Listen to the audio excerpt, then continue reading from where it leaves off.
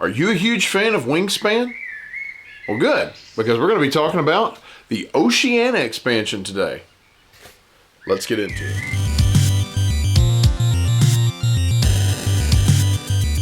Hey everybody, welcome back to the Dice Odyssey. I'm Kaz. Today we are going to be talking about that Wingspan Oceania expansion. Now, if you know anything about Wingspan, I'm not going to go into how to play the game here. You can check out my previous video if you don't know already. Probably most of you do, because this seems to be one of the biggest games in the world. It's by Stonemaier Games. This is just, I think this is the second expansion. I want to say there was a European expansion. I want to say I never played that one, but got to play this one. And I'll tell you, I was looking more forward to this anyway, because I have been to that part of the world a little bit. I actually got to live in New Zealand for a short time, visited Australia, so on and so forth. And so, I don't know, it kind of, I don't want to say nostalgic feeling, but it kind of brought back a really cool, familiar feeling. And I was really looking forward to it. Wingspan, I'm just going to go ahead and tell you straight up, it's not a game that I'm in love with. I'm just being honest with you right off the bat. It's not a game that I'm just like, goo bonkers over. But it is a game that I see the value in, and I do like quite a bit.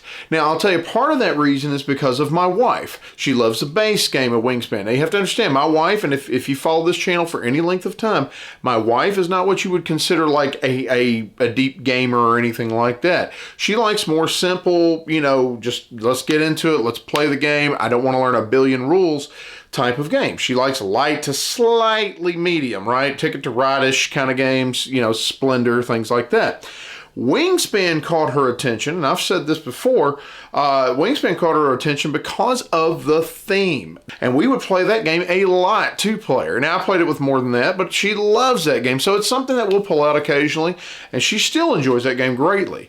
But it hits that threshold of about where she wants it on rules complexity, right? I like the game more because she loves it, and we get to spend more time together playing games.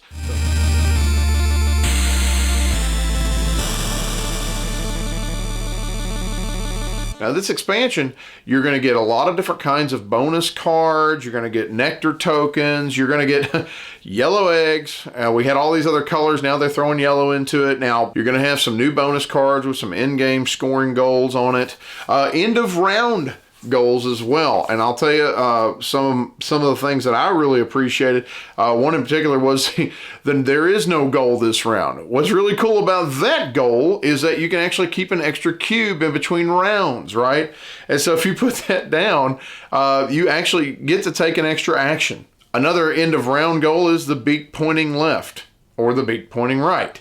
I thought I really loved those. I kind of laughed out loud when we first saw that, when we opened up the game. I was like, oh, this is cool. I really like that. I had to throw that in right away. But when it comes to the nectar tokens, this is also going to tie in with the new type of dice that you've got, because it's going to have this wild token, this wild food called nectar, which can take the place of many other foods in the game. And because of this, you're going to have birds in the game that take advantage of using those nectar tokens to get them, okay? You're also going to have a new player board. This completely replaces the original base game player board that came in Wingspan. It's going to have some new options in there as well, including a complete bird feeder reset. When it comes to, re-rolling all your dice, you can pay a food to do that. And you're also going to be able to get a complete card reset, the market, where you buy the birds, you pay a food, and you're able to reset all those as well. Then on the left side of the board, it's kind of got a little bit of an area control spot where the person who has the most nectar by the end of the game in each particular habitat is going to gain an extra 5 points, and then you have a second place prize of 2 points as well.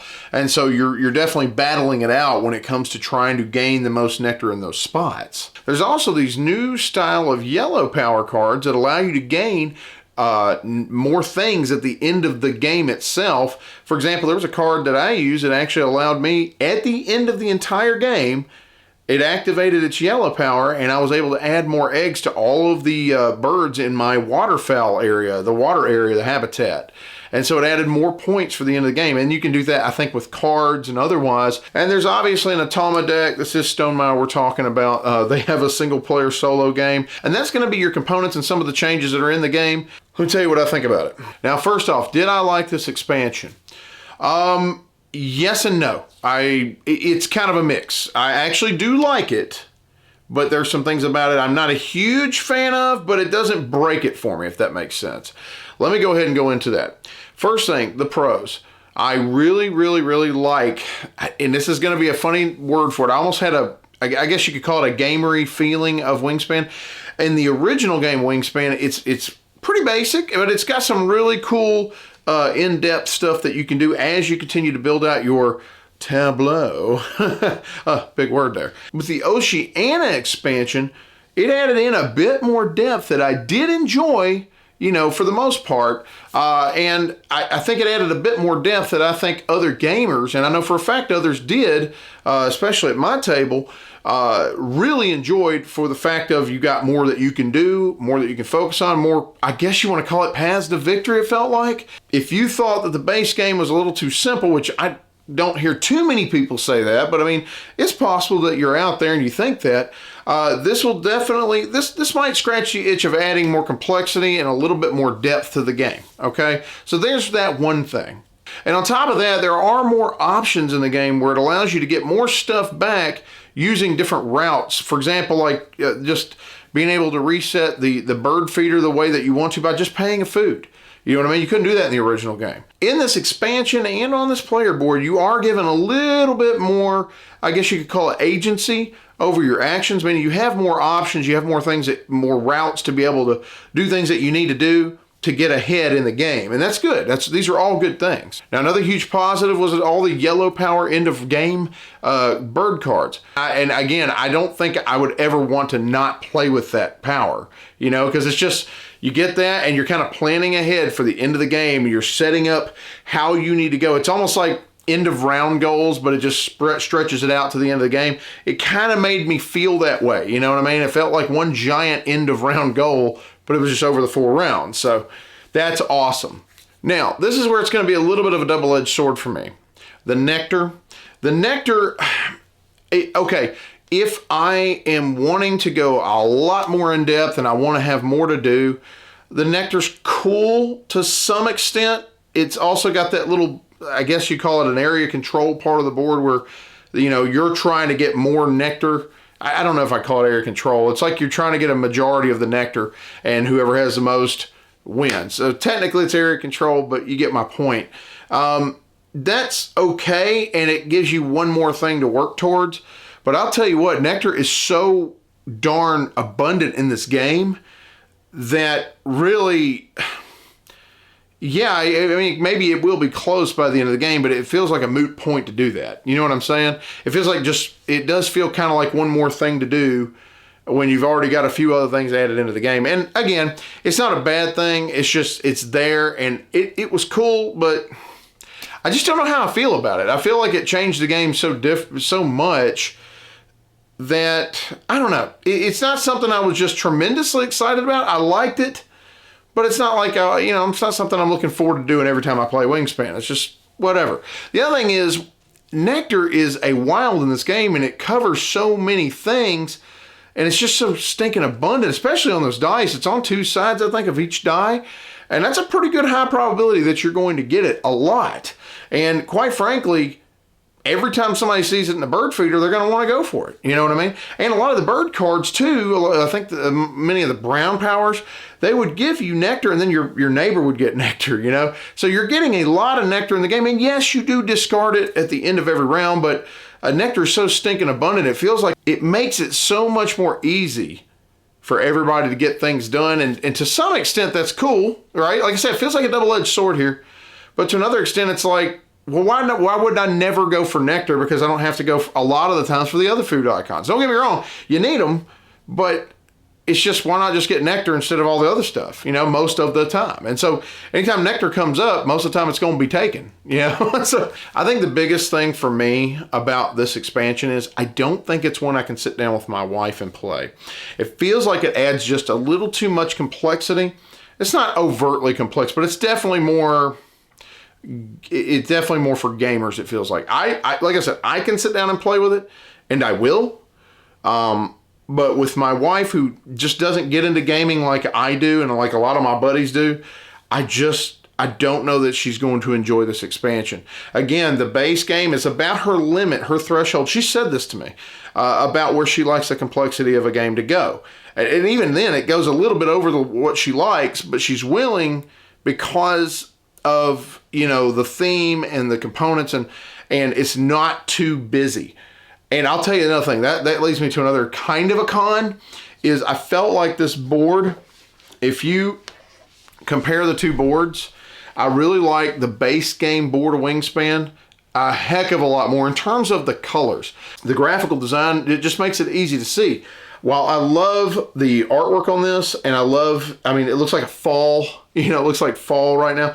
This one looks more like summery or spring. It just feels so dark compared to this. And then you have all these extra things that you have to do. I feel like it clutters the board up just a little bit. It's not awful, it's not a huge deal, but it's enough to bother me. And so I know for a fact it would bother her. This is more than enough for her to enjoy. And again, she's not somebody who wants to go much deeper than this in terms of complexity. And so again, because this is a game that I'm primarily playing with my wife, I think the base game of Wingspan is really what she and I are primarily going to play. Now, I might pull, if I'm able to, I might pull some cards out of the Oceania expansion and throw them into the base game. So where do I stand in terms of a final rating on it? Do I recommend it? I guess I would say I recommend it if you want to go a little bit deeper with Wingspan. If you didn't think it had enough complexity to it, again, this isn't overtly complex. It definitely adds a few more layers, right? If you want more depth and you don't mind that the game is a little bit easier in terms of the nectar just being used as a wild for just about everything, yeah, I recommend it. But if you like the tone and simplicity of how simple and streamlined the base game feels, I would say probably not. And if you're anything like my wife, you may not like this expansion. Just being honest with you. Again, that's just my opinion on it, and you can take it or leave it, but that's just where I am. Anyway, I know that was a bit of a long diatribe to get to that final, thought process on it. I just wanted to kind of go deep with it and let you know why I felt the way I felt. Again, not a bad expansion. I liked it. I liked a lot in it. There were just some little concerns here and there that, doesn't make me go, hey, run out and buy it right away. You might want to take some time to consider certain things.